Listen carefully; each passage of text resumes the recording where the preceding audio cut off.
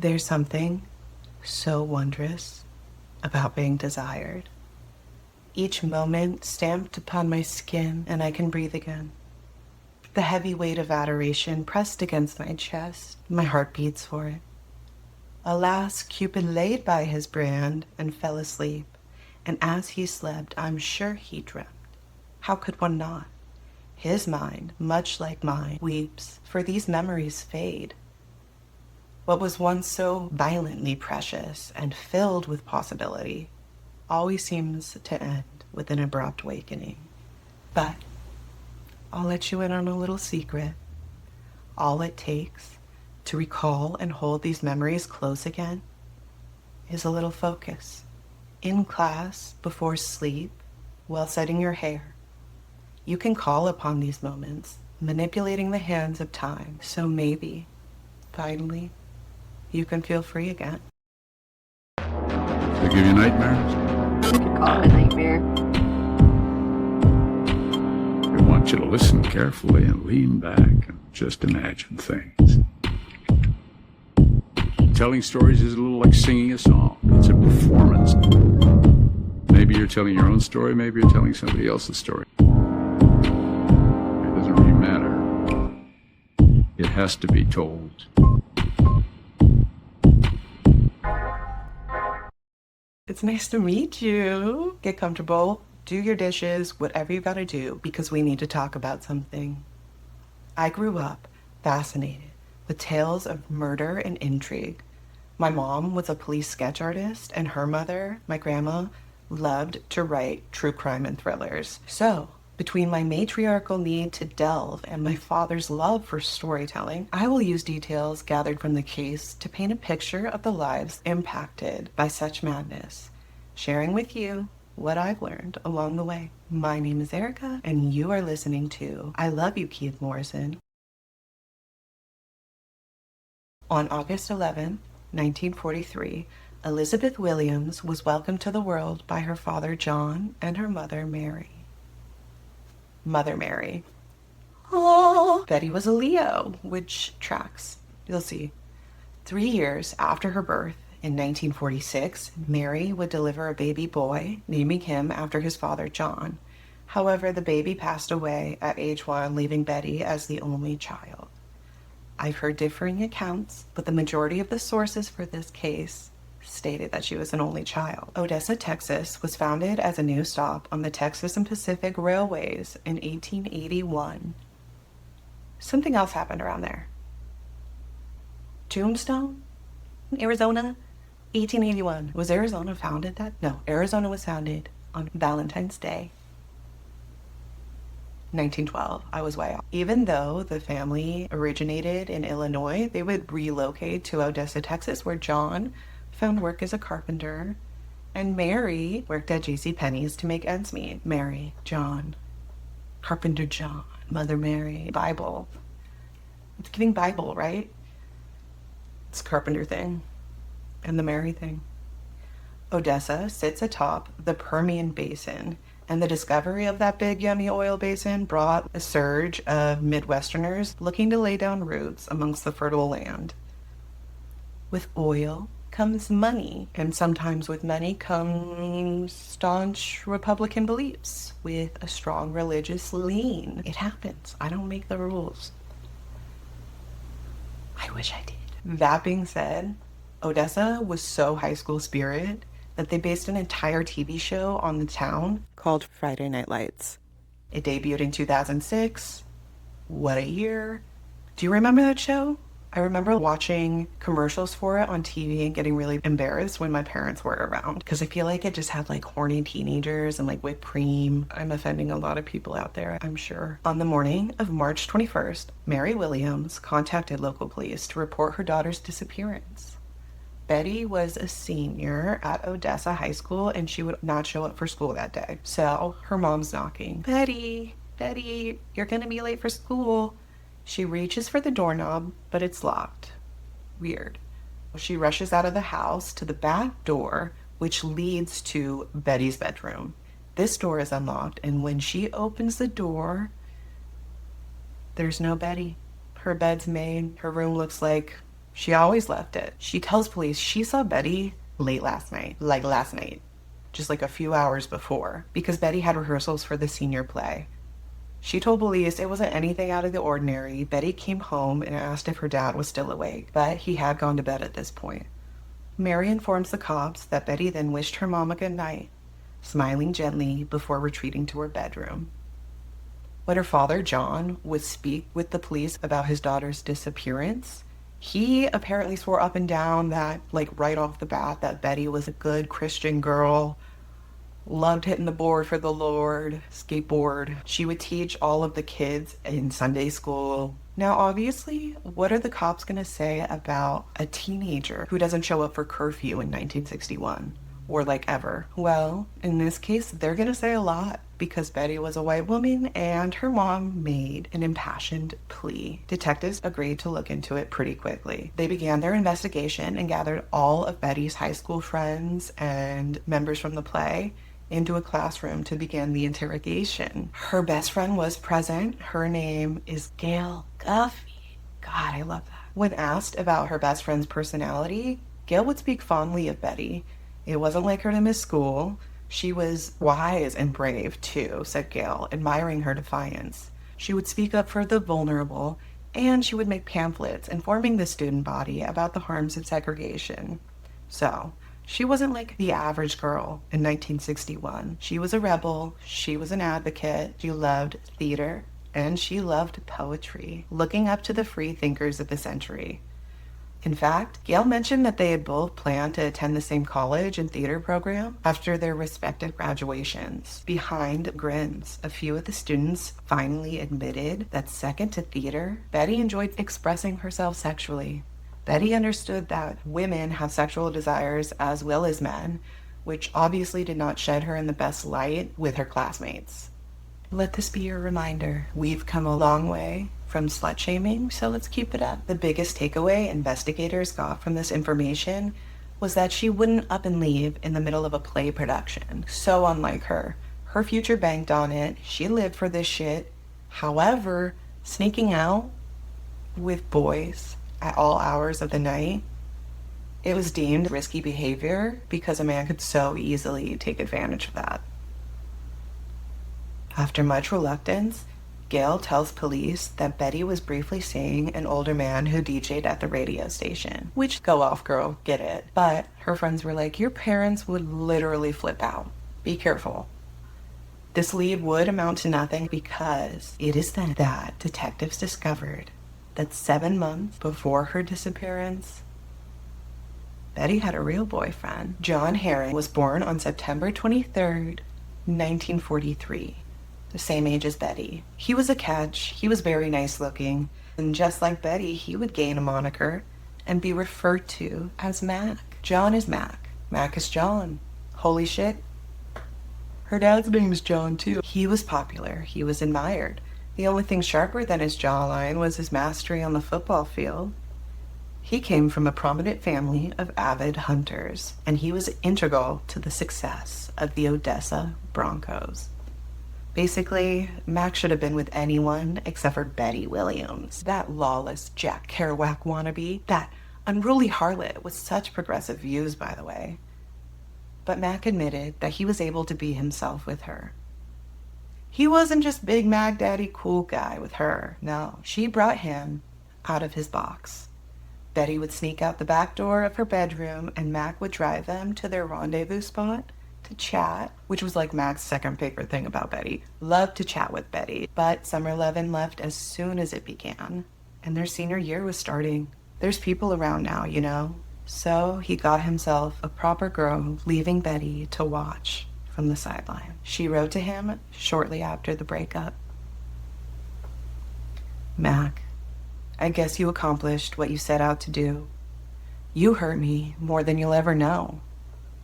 When you handed me that note this morning, you virtually changed the course of my life.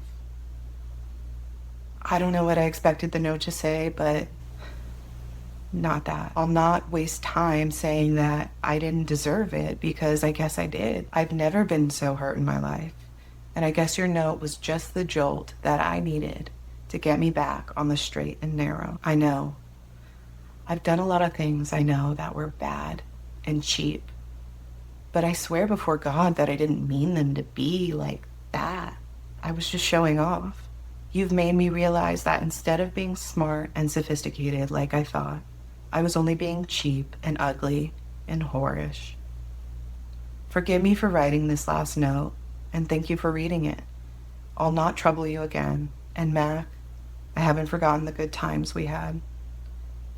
I really have enjoyed knowing you, and I'm awfully sorry that it had to end this way. Good luck with your steady girlfriend. I hope she's the best. Betty. P.S. When you think of me, try to think of the good times we had, and not of this. I do just want to say that the only reason we know the intimate truths of where Betty was at mentally and emotionally is through her cousin Shelton Williams, who was a student at Permian High School, the rival to Odessa. And he actually knew Mac and Du Bois. He knew them. He played against them all the time. Go football. He has shed so much light on the actual context of this case. Not just conjecture, not just rumors. He wrote a book after the fact called Washed in the Blood if you're interested in checking it out. Detectives are gaining more context about the reality of Betty's social life. Another boy was mentioned in questioning, and his name was Bill Rose. Bill was even finer looking and even more popular than Mac Herring. He was also on the football team. Mac started giving Betty the cold shoulder, and Bill was there. It really seemed like Betty just wanted someone to take her mind off of things. And maybe hanging out with Mac's teammate would catch his eye again. Unfortunately, it only brought drama because Mac and Bill were friends. Locker room talk, baby. After that, things would only get worse for Betty. It is high time I talked to you about the play because I knew, as a student of the stage myself, I was in like 2 plays. First day of theater, my teacher sits us all in a trust circle, and my theater teacher says that theater will teach you more about life than theater. And when I discovered Betty and her story, I knew that cosmically there would be some sort of juxtaposition between the case and the play. Because that's theater, baby. That's always how it works. And I was right. I'll keep it brief. The spring theater production that year featured a poetic drama entitled Winterset, written by Maxwell Anderson in 1935. It was about 2 Italian immigrants falsely accused of murder and treason. It's a little complicated, but I'll just tell you, it's giving Romeo, it's giving Juliet. We've got political turmoil, family versus family, generational trauma, all that good stuff. But Betty, she really wanted the lead of Miriam. She had tried out for the role, but it was given to her best friend, Gail, instead. Betty was assigned the title of stage manager. She had to watch her best friend play a role she wanted, needed, and even worse, Gail's co-lead. Guess who? Mac Herring. These footballers loved theater, I guess. So Betty had to stage manage all of that, which sounds a lot like theater in high school. It had been quite a year for Betty, but she rolled with the punches. She was set to graduate soon. She still had college. She'd leave the rumor mill of Odessa behind and get a fresh start with people more like-minded. But if things weren't bad enough, a short while before her disappearance, Betty would find herself the main character in a scene truly dismal, shamed by the one boy who has the ability to break your heart the most. Her father. The stage is set. Betty's father enters. He sips bourbon from his glass, a little drunk, before finding himself in his teenage daughter's room. His hands rummaged through her things before discovering a journal that Betty had hidden in one of her drawers. At this moment, Betty and her mom reach the doorway. They gasp. John doesn't even flinch. He continues reading the sordid details of his daughter's sexual experiences. You see, John always struggled with Betty. He couldn't stand not being able to control her. He always suspected her of sin, and now he's got the proof. She's a loose and immoral young lady, a disgrace to her family name. Her mom is left speechless in the doorway while Betty sobs and apologizes on her bed. Betty's dad then decides to rub salt in the wound by handing her an envelope addressed to her. And I'm literally so mad. This is so fucked up. I'm pissed for her. He had opened an envelope addressed to her from the college that she had bet absolutely everything on. John had taken the pleasure of opening it for her. She cries. She reads the document. She had not been accepted. She would not attend the theater program she so desired. And that's all she really had left, you know? John apparently flaunted the rejection in her face, stating simply that she wasn't going anywhere. She was going to stay close to home, where he could watch her, because she was a ruined girl. And she was devastated. I'm sorry, just a personal note, fathers out there, don't ever call your daughter a ruined girl. That's the worst thing I've ever heard. I wonder why she feels the need, John, Mr. John. I wonder why she felt the need to seek positive physical male touch. Like, look at how her dad treats her.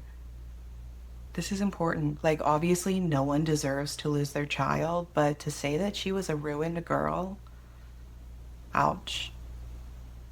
There was a lot going on, and there were multiple suspects, but detectives were getting somewhere. Did the dad do it? Was he literally that ashamed of his daughter? Maybe an old boyfriend. Maybe it was Bill Rose. But wait a minute, where was Betty? They hadn't found her yet, or a body. But after further prodding by police, some kid named Kevin spilled the beans. They were then informed that Betty was pretty communicative about her recent emotional state, especially to her playmates. She was dramatic, though. But just Betty, they all thought. Which is why none of the boys in the play took her seriously when she had pleaded with them to end her life. To be fair, it's surprisingly unremarkable that no one said anything. However, their stage manager and peer just asked them to kill her, to commit a murder where she's the victim, which is definitely hard to grapple with. Like, you're supposed to be telling me how to read my lines. Don't ask me to murder you. But it is really hard in a case like this because if someone had reported her suicidal ideations, then what? What would have happened? It's 1961. Have you seen Girl Interrupted? Have you read that book? So she gets sent away to a place like that, or she gets lobotomized for her sexual afflictions. I'm just saying, the world has never been that kind to liberated women. The detectives had gathered a lot of information and began creating an official timeline.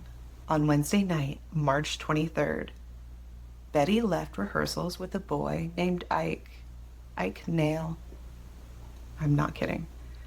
He was another football player who was also a part of the play. So Gail got a ride home from Mac around 10 p.m. and Betty leaves with Ike around the same time. Ike then delivered Betty to her home 20 minutes later at 10:20, he told police. So that means while Betty was inside asking her mom if her dad was asleep, Ike's circling the neighborhood waiting for Betty to sneak out the back door. Classic. She did this often, so she really didn't expect this time to be much different. She wishes her mom a good night before softly closing the door. That's when Betty changes into a pink baby doll pajama set. So Ike and Betty are making out in the back seat, but Betty's mind wandered. Maybe being with someone right now is the best idea. I think I can make this work. It does feel really good to not care for a second. Her inner monologue is interrupted by the crunch of tires on gravel. The back seat aglow from the headlights of the strange car, causing Ike to be kind of nervous. If I were there, I'd be like, it's the Zodiac. Ike's thinking, is he about to get his ass whooped by the Zodiac or Betty's dad? What is happening? That's when Betty gasps, oh my gosh, I didn't think he would actually come. Ike's eyes adjusted. That is when he recognized the intruder. She thanks Ike, whispering, I guess I better call his bluff, even if it kills me, before exiting the vehicle. She left Ike in the backseat of his own car and fluttered over to the Jeep, and that's the last time I saw her, Ike swears. It was around 11 p.m., and so the detectives are like, who owns the Jeep, Ike? Mac knew it was coming. He initially told investigators that the last time he saw Betty was at rehearsal, but the cops are like, try again, buddy. We know for a fact that you picked her up from her house at 11 p.m. Mac's chiseled jaw softened, his eyebrows furrowed. He claimed he didn't want to tell the truth because it was just so late and a school night, and she'd get in trouble. But Mac swears they just went to chat and then he dropped her off at midnight. He just didn't make sure she was safely inside. The detectives decide to detain him for further questioning. His father, Omar Herring, joins him an hour into the interrogation, and only with his father by his side did Mac admit to what he had done. Sure, Mac laughed it off the first time Betty had asked. She loved attention after all. But after a while, he starts warming up to the idea. So he decides, sure, Betty, I'll kill ya. He claims that they spent some afternoons together collecting the materials needed to complete her murder. He grabbed weighted pipes and wires from the stage rigging at the high school. They decided a gun would probably be the easiest, and Mac tells investigators that it was Betty herself who chose a 12-gauge shotgun. Mac then leads investigators to a clearing 26 miles away on his father's hunting land. This is where detectives found a large stock pond, which is essentially a man-made body of water for livestock to graze on before you kill them. We parked here, Mac gestures, and then we walked down to the water. There's a brief period of silence before the detectives were like, okay, well, where is she? That is when a big man on campus, Mac Herring himself, pauses before carefully unbuttoning his letterman's jacket and setting it on the hood of the police car. He continues undressing down to his underwear and enters the pond, wading to the center. He's chest deep, fishing for something underneath him. The water swirls and ripples as he moves back to the shore, dragging Betty's lifeless body by her ankles along with him. She was still wearing her pink pajamas. She was weighed down by 2 heavy lead pipes and wrapped with a bunch of wire, and at the back of her skull was a large gaping wound. The cops are like, my God, dude, like, why'd you do this? You're 17 years old and you killed a woman? Why'd you do it? That's when Mac states calmly, well, Betty asked me to. The rest of the story is according to Mac and can't be proved with any physical evidence. According to Mac, Betty wasn't even sad that night. He said that she was happy. She kept wondering what it was going to be like in heaven. After arriving, Mac grabs a shotgun from the trunk. They walk to the edge of the pond just before the silt and the mush begins. Mac says to Betty, is this spot okay? She says it's fine. He nods and raises the gun. She says, wait. Wait. I'm cold. I'm gonna go grab my jacket. She comes back with a shawl and stands before Mac, adjusting her soft brown curls. Mac then asks Betty for a kiss to remember her by. She smiles and agrees before kissing him gently. Thanks, Mac. I'll always remember you for that. He then asks her to kneel, which she does, according to Mac. She grabs the barrel of the gun and brings it to her head. I felt sorry for her. Like a cat in the rain, Mac later said.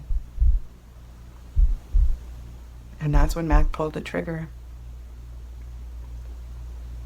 Upon the discovery of her best friend's body, Gail cried for days.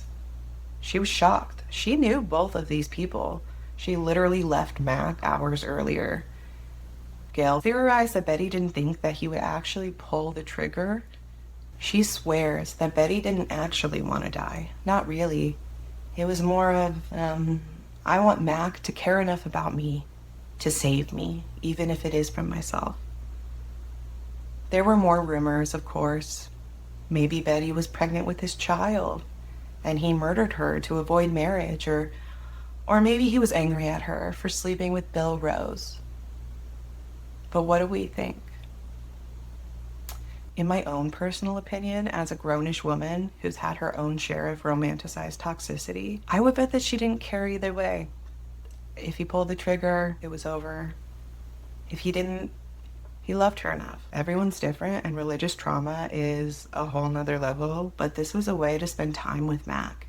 Even if it was grim, there is something so raw and turbulent about being young and misunderstood and constantly needing affection and attention, and it's never enough.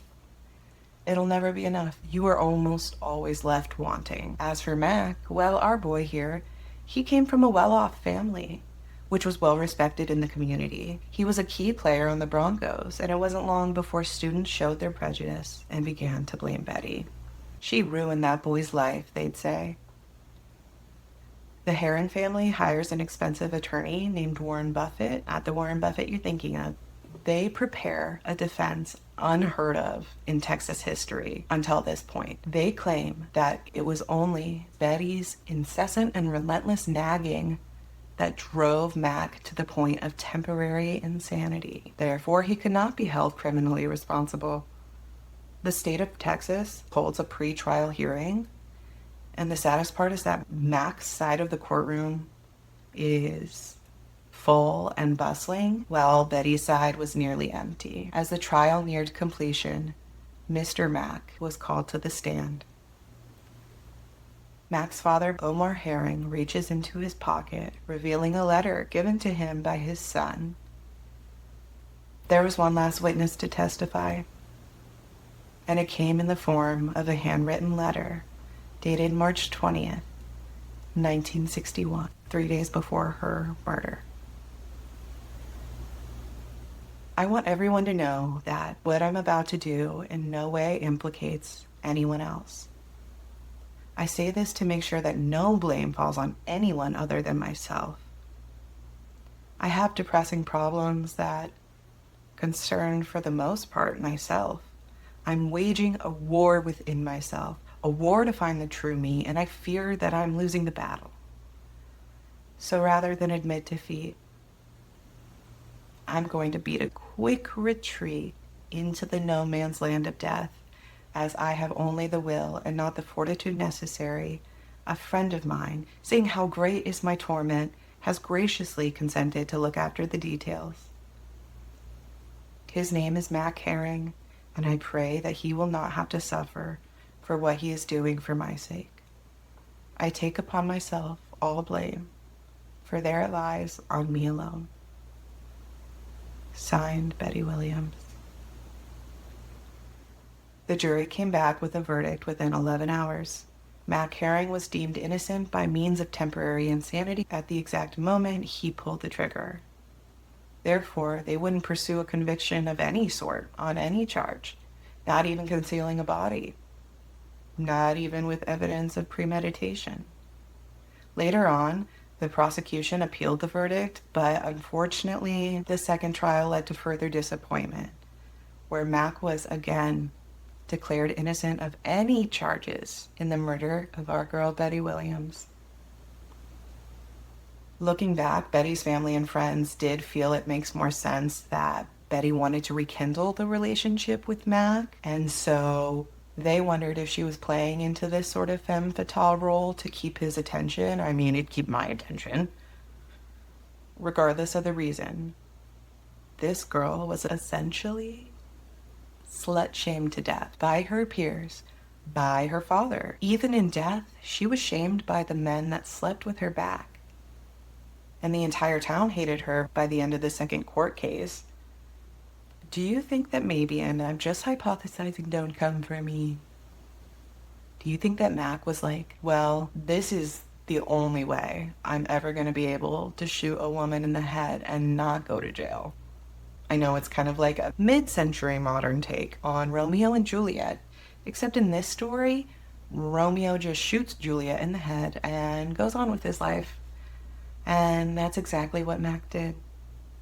He graduated from Odessa High School that year and went to Texas Tech, where he learned about welding and electrician work, creating a life for himself marrying and divorcing twice. He died in 2019 in Odessa, Texas. I don't know, man. I chose her specifically as my first fallen friend on this whole journey because she didn't get to go to college with her friend. She didn't even graduate. She was on the right track. She believed in human equality and liberation and activism, but she didn't get the chance to help heal the world. She also didn't get the chance to realize that things kind of simmer as you age. Things still suck, but sometimes the intensity is much more manageable. She didn't get to learn that when life gets harder, you tend to come out stronger. So, this episode is dedicated to the people we've lost to suicide, and for those listening who never thought they'd graduate high school. As for our girl, staff and students at Odessa High School claim to have seen her all over the property, but her presence is mostly felt in the theater that she loved so dearly. Legend has it that Betty's spirit can be summoned to the windows of the auditorium by parking across the street, flashing her headlights 3 times, and calling out her name. Betty, Betty, Betty. If I found myself in your shoes, vice versa, would you or I or your best friend, do you think that they should be shamed for trusting their life with someone they loved? No. Or do you think we're all just like really lucky that we didn't come across someone like Mac in our darkest hours? This man said yes when he should have said no. If I could rewrite this ending, this is what would happen. Mac would be like, hey, are you sure you want to do this? My family has a shit ton of money. Let's get you someplace good. Let's get you some help. I care about you as a person. Not, I'm gonna blow your fucking head off. Like, it's that easy, Mac. That's why this case is like so fucking weird. Ugh, I love Betty. Thanks for listening to the first ever episode of I Love You, Keith Morrison. I do feel the need to let you know that the intent of this podcast comes from a place of empathy. And while these cases are not personal to me, I found myself consuming so much true crime for no other purpose than to consume it. I wasn't listening to the parts of the story that I could apply to better the life of myself and those around me. So I implore you, sweet listener, to allow yourself the opportunity to empathize and reflect after I share these cases. Because when you really look at it, we're only one yes away from a fate similar to Betty's. Let me know what you think. But be nice, be kind, and subscribe so maybe we can see each other a little more. Until next time, follow me on Instagram at I Love You, Keith Morrison. That's ILY, Keith Morrison. Goodbye.